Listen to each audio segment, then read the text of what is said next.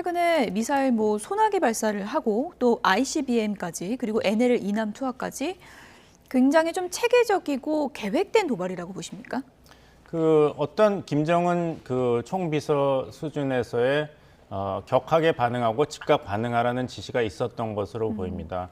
북한 주민을 2년 정도 먹여 살릴 수 있는 비용을 들여가면서 성공 여부가 확실하지도 않은 여러 대의 미사일을 이렇게 갑자기 발사했다는 것은 좀 이제 저희가 분석을 해봐야 될 사안 아니겠습니까? 그렇다면 뭔가 북한 정권을 건드린 일이 그동안 있었다. 북한이 여기에 굉장히 격렬하게 반응하고 있다. 이것이 우리 입장에서는 한반도에서의 이제 안보 불안을 조장하는 원인이 될 수도 있지만 또 한편으로는 어느 것이 북한 정권을 힘들게 하고 아프게 하는가 굉장히 중요한 전략적인 자산과 정보가 될 수도 있습니다. 네, 이 화성 17형이라는 것이 이동식 발사대에서 쏘는 것으로는 사거리가 세계에서 제일 길다 그래서 괴물 ICBM이다라는 별명이 붙었는데 물론 아직 완전 성공 못했지만 그 전에 갖고 있었던 화성 15형은 미국 샌프란시스코 정도 겨냥한 것이다. 그리고 17은 워싱턴이라든가 뉴욕까지 겨냥한 것이다. 그게 맞는 얘기입니까? 이론상으로는 그렇죠. 근데 두 가지가 있습니다. 핵탄두가 굉장히 무거운데 그것을 탑재했을 때도 그 정도의 사거리가 보장될 것인가.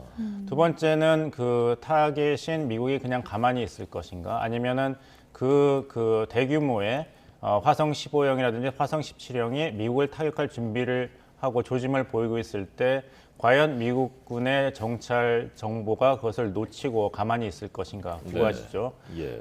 그렇기 때문에 이제 북한 입장에서도 2020년부터는 미국을 겨냥한 ICM 핵 미사일 발사에만 주력할 것이 아니라 한국도 인질로 잡아야지 우리의 협상 능력이 강화된다. 이런 전략적 판단을 내린 것으로 보입니다. 네. 즉 올해 1월에 여러 가지 미사일 실험이 있었지 않습니까?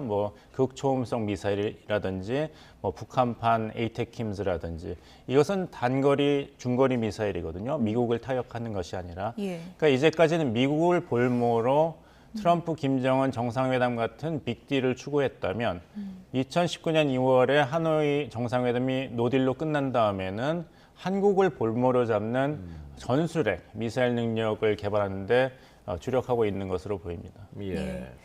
앞서도 언급하셨지만 미사일 이 도발에 비용도 참 불가사의하다 이런 지금 시각도 많습니다. 그제 20여 발 쏜 비용이 1,000억 원 정도로 지금 얘기가 나오고 있거든요. 그 비용을 지금 감당할 수 있는 상황인 건가요, 북한이? 그것을 결정하는 것은 북한 주민이 아니죠. 북한 정권이죠. 지금 정권의 생명이 총각에 걸려 있다고 한다면 1,000억 원은 아무것도 아닌 것이죠. 2012년에도 김정은 총비서, 당시는 국무위원장이 새로운 지도라 등극한 다음에 그 인공위성 ICBM 시험을 했지 않습니까? 근데 그 시험이 완전한 실패로 끝났습니다. 공중에서 3분도 지탱을 못했는데 그 실패한 ICBM 시험 비용이 북한 주민을 1년 먹여 살릴 수 있는 그 곡물을 살 수 있는 정도였습니다. 근데 북한 정권은 굴하지 않고 그 다음에 다시 시험을 해서 성공을 했죠.